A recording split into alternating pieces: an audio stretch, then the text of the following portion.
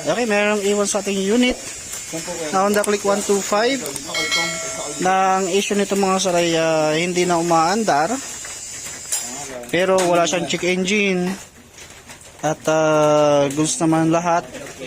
Pagdating sa wiring, okay naman, kaso nga lang nakikita nyo naman yung itsura ng motor.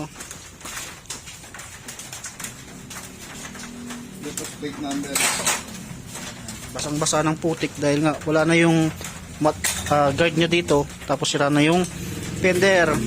Masama pa ay napasukan na ng tubig dun sa kanyang airbox. Ito dumadaan dito. Kapag ganun ay talaga mag-lose compression, dinaandar. At anong pinapaandar nga namin to ay lumalabas na yung usok sa airbox. Tapos tanggal natin yung palalangis. Palalangis eh.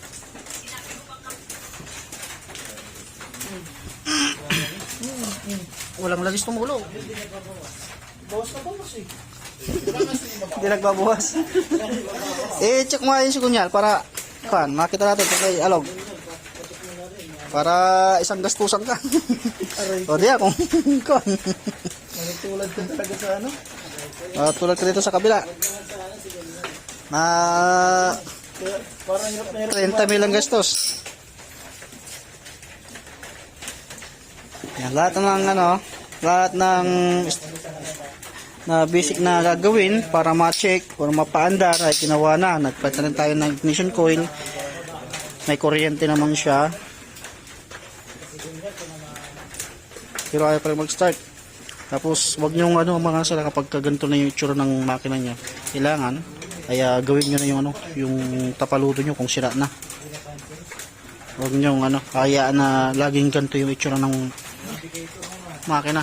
Dahil ang kawawa dyan, maaari kayo masira ng ECU. Tapos wire mo madaling mag-corrosion. Buksan natin yung panggilid nya. Check natin yung sigunyal. Wala naman ha? Meron? Ada sigunyal. Ako mag-aalog. Ay.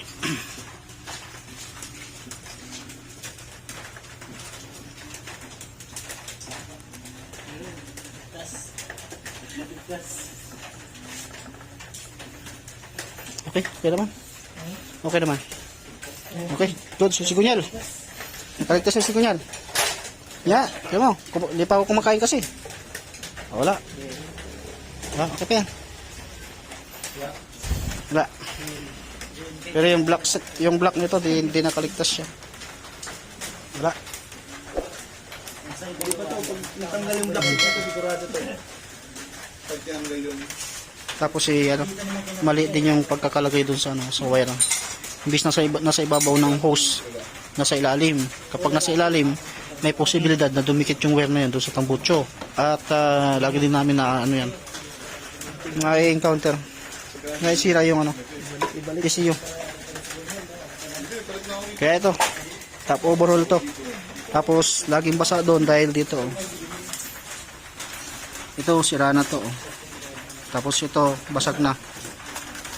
Kaya dapat to palitan na to. Mas gugustuhin ko pa rin yung stock base engine to. Kasi pang madalian lang kasi to. Tapos sumasahid sa gulong.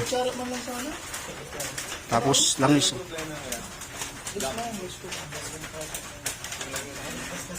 Loss compression. Kaya ngayon ay maglalaan muna ng budget. Baka nyo lang yung pag binuksan natin to. Doon nyo makikita. Kasi ito ay lalaanan nyo pa ng budget kaya hindi pa ito mabubuksan.